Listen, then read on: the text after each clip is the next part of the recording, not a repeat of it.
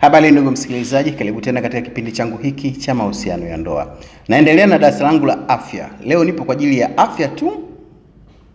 Kwa hiyo naomba mnisikilize kwa makini. Sasa nakuja upande wa wanawake. Sababu zinazowafanya wanawake wasiweze kuepuka UTI. Kwa nini wanawake wasiweze kuepuka UTI? Tunajiuliza, kwa sababu gani wanawake wanapata UTI? Naomba nisikilize kwa makini wewe mwanamke. UTI, urine tract infection, ni maambukizi kwenye njia ya mkojo yanayosababishwa zaidi na bakteria aina ya E. coli. Wanawake huathirika zaidi kuliko wanaume kwa sababu ya maumbile yao ya kimwili. Sasa maumbile yao ya kimwili yapoje? Tuangalie maumbile ya kimwili ya mwanamke. Mlija wa mkojo urethra wa mwanamke ni mfupi na upo karibu na uke, ndio njia ya haja kubwa. Hali hii hurahisisha bakteria kuingia kwenye kibofu cha mkojo. Ndio maana wanawake hupata UTI mara kwa mara zaidi kuliko wanaume. Kujamiana mara kwa mara, kufanya tendo la ndoa mara kwa mara. Wakati wa tendo la ndoa, bakteria wanaweza kusukumwa kuingia kwenye njia ya mkojo. Kutokojoa baada ya tendo huongeza hatari ya maambukizi.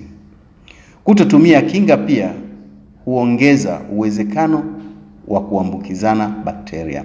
Sasa kuna kitu hapo nimekiongea, lakini kama watu wameelewa. Kutokojoa baada ya tendo huongeza hatari ya maambukizi.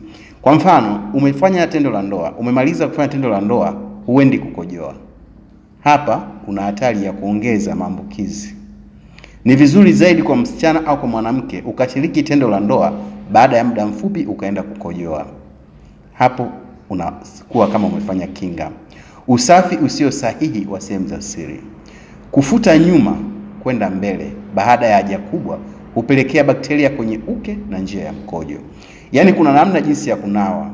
Wanawake, naomba mnisikilize kwa makini sana. Na hapa nafikiri ni watu wengi sana wanakosea, na ndiyo maana husababisha wengi hupata ugonjwa huu wa UTI bila kuelewa ni kwa nini UTI wanaipata mara kwa mara. Ni jinsi gani wewe unachamba au unatawaza unavyoenda kujisaidia. Wataalamu wanatuambia kwamba unatakiwa uchambe. Yaani unavyochamba unatakiwa kufuta nyuma kwenda mbele baada ya haja kubwa kupelekea bakteria kwenye uke na njia ya mkojo. Unachotakiwa kukifanya ni kunawa kwa kwenda nyuma, sio kwa kwenda mbele. Yaani unapopeleka mbele ina maana unasukuma bakteria kutoka kwenye haja kubwa kupeleka kwenye haja ndogo.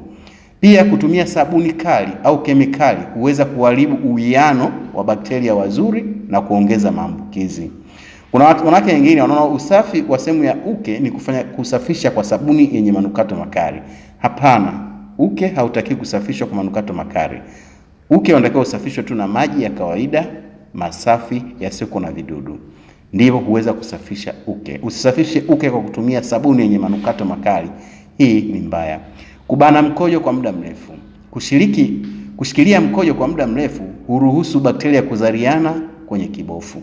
Kwa sababu mkojo unataka kutoka, at the same time wewe unaubana mkojo, unategemea kwamba utakojoa kule, utakojoa pale, utakojoa pale. Hili ni tatizo. Ni muhimu kukojoa mara unapohisi haja ili kupunguza hatari ya UTI. Mabadiliko ya homoni. Wakati wa ujauzito, hedhi au kuharibika ukomo wa hedhi, mabadiliko ya homoni hupunguza kinga ya mwili kwenye njia ya mkojo. Hali hii huwafanya wanawake kuwa rahisi kupata maambukizi ya UTI. Sasa tuangalie dalili za UTI kwa mwanamke.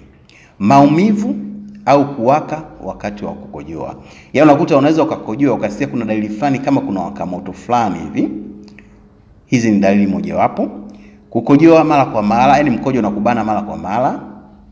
Maumivu chini ya kitovu. Mkojo kuwa na harufu kali au rangi isiyo ya kawaida. Namna ya kujikinga. Sasa wewe mwanamke nisikilize kwa makini. Unachotakiwa sasa kukifanya ni jinsi gani ya kujikinga na UTI. Kunywa maji mengi. Kukojoa baada ya tendo la ndoa. Ukishafanya tendo la ndoa, jitahidi ukakojoe. Kufanya usafi sahihi mbele kwenda nyuma. Usinawe kwa nyuma kwenda mbele. Sijui mnanielewa hapa ninavyoongea. Unatakiwa unawe mbele kwenda nyuma, sio kutoka nyuma kwenda mbele.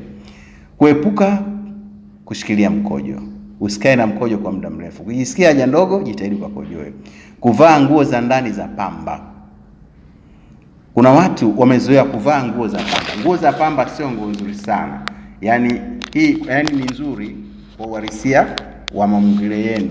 Mnatakiwa mnunue chupi za aina ya pamba. Sio unanunua chupi aina ya cotton, sijui nini manailoni. Hapana, nunua chupi aina ya pamba ambayo inaweza kufyonza vijidudu kwa haraka, sio nylon. Nafikiri hapo mtakuwa mmenielewa nikizungumzia namna ya kujikinga. Kuna njia 5 za kujikinga ambazo: kunywa maji mengi, kukojoa baada ya tendo la ndoa, kufanya usafi sahihi mbele kwenda nyuma, kuepuka kushikilia mkojo kwa muda mrefu, kuvaa nguo za ndani za aina ya pamba. Basi kwa leo naomba niishie hapa, ila usisahau kusubscribe page yangu au kutoa comments ili tuendelee kujifunza masomo mbalimbali kuhusiana na afya ya uzazi na mazingira mengine yanayohusiana na ndoa zetu. Asante na karibuni tena.